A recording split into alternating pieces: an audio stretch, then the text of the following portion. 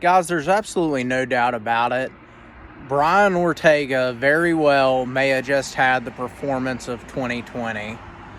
Let's back up a little bit. He busts onto the scene in the UFC a few years ago. We know him as a dominant jiu-jitsu player. He's submitting people left and right. He's really on a tear. I remember a couple years ago, people were saying, this when Khabib first won the title, they were saying, oh, Brian Ortega would tap Khabib and this and that. And I of course never bought into that.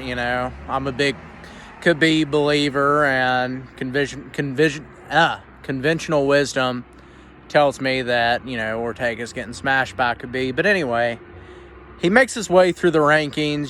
He ends up knocking out one of my childhood heroes, which was Frankie Edgar. That really sucked for me.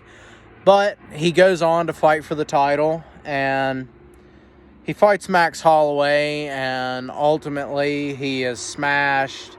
He has an eye injury. The fight is stopped. And everybody's like, well, that's the end of the Ortega hype train. He goes away for a little while, has that eye injury, develops a rivalry with Korean Zombie.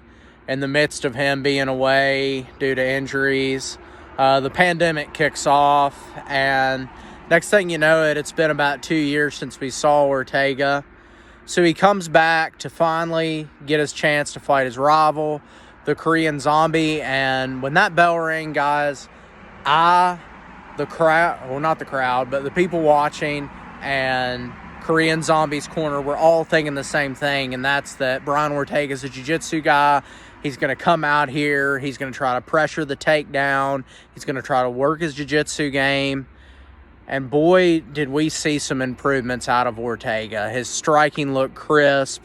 He kept faking that takedown, dropping to a single, coming up top, landing punches, elbows, kicks, mixing it together so well, and just completely outclasses Korean Zombie. He had that nasty spinning elbow.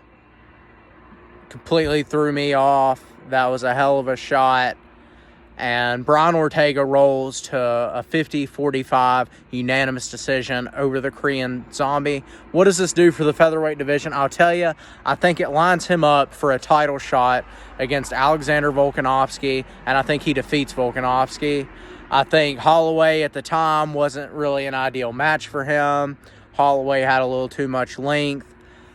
I'm a Volkanovski fan, but the package that Ortega was able to bring from mixing in his grappling, his wrestling, and his striking so well, he's a complete package now, guys. The only guy I've seen mix their martial arts together so well is honestly Colby Covington. I mean, I really liked what Ortega was doing out there. He would commit to a shot, completely bail on the shot, come up top, land shots, go to the body, land elbows. He really mixed it together well.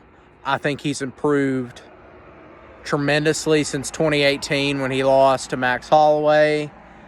And, I might be going out on a limb. I know it's only one performance, but I think he is going to defeat Alexander Volkanovski for the featherweight title. Maybe that opens the door for the Holloway rematch. I don't know, but let me know what you guys think, and we'll talk to you next time.